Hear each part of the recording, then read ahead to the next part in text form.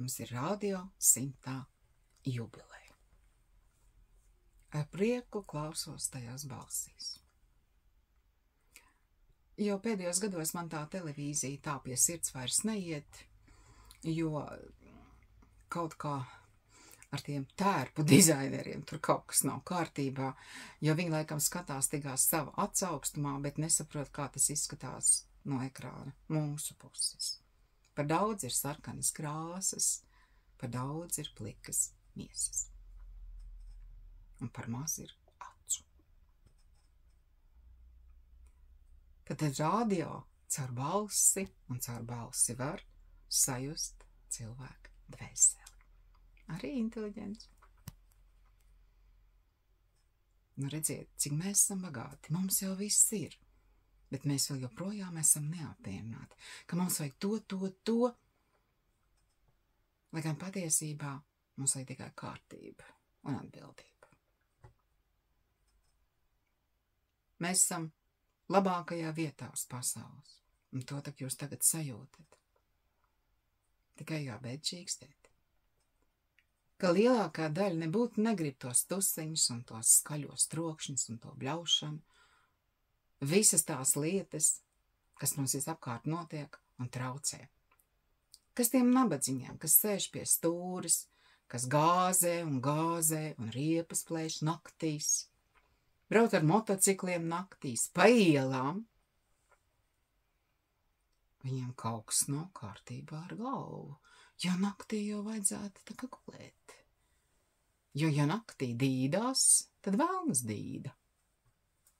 Nu ja. Tā Omīts kādreiz mācīja. Tāpēc ir laiks gulēt un ir laiks strādāt.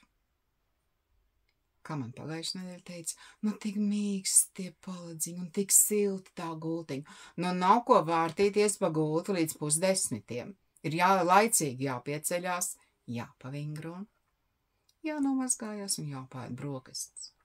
Un tad varam sākt dienu. Ar tukšu vēderu un tukšu galvu neko labu nevar izdarīt. Nesanāks. Un par gultu vārtīties nevajag. Tikai laicīgi gulēt vajag aiziet. Ja jums vajag skaistu mūziku, lūdzu, tas viss mums ir pieejams.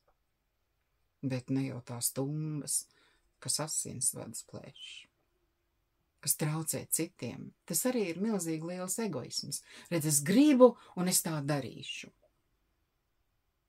Gribēt jau var. Darīt arī var. Bet tur ir viens niķis. Viss nāk atpakaļ. Un tad, kad atnāk, tad tā lielā bļaušana, man lāsts uzlikts, man tur viss noder to, man tur burās un vēl nekā, lai gan pie vainas ir paša rīcības sekas. Un tad vajag to filmu attīt atpakaļ. Ne nu vainot, jo vērtāk tomēr ir citus. Tikai vai tas kaut ko dod? Arī savu gribu spiest nevienam nevajag. Jēgas jau nav. Liela daļa cilvēku sūdzās, ka nav laika, bet tērē tukšām runām, klačām. Vai tu dzirdēji, vai tu redzēji? Nu, ne es dzirdēju, ne es redzēju, man to nevajag. Vai tad mums vajag lielākai daļai jau arī nevajag. To tik ļoti, es tik daudz runāju ar skolotājiem, gan bērndārzos, gan skolās. Ir tik daudz bērnu, kam pietrūkst vecāku uzmanības. Ne naudiņa jau ir, to telefonu jau iedod, to planšeti jau nopērk, un tās ūziņas par dārgāku naudu jau arī nopērk. Bet tas nav tas, ko tam bērnam vajag. Viņam vajag sarunas. Ar mammu, ar tēti, ar vecmāmiņu un vectētiņu, ja ir. Bet liela daļa no viņiem cenšas atpirkties ar mantām, naudām, saldumiem. Tas nav vajadzīgs. Tad padomājiet, kas ir dzīvē svarīgāks? Tas, ka tev ir kāds cilvēks, kas tevi atbalsta, ar kuru var parunāt un ar kuru var kopā paklusēt. Brīnišķīgi. Nevis dzert alkoholu, sievietēm dzert, tas ir fuj.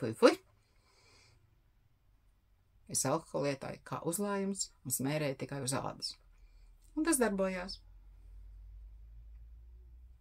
Lūdzu.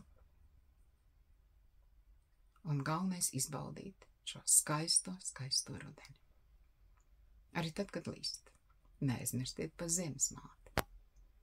Mums jābūt viņai pateicīga, ka mums atļauj pa viņu staigāt un šeit dzīvot. Mums ir jāiemācās būt pateicīgiem. Lai jums izdodas būt pateicīgiem. Atā?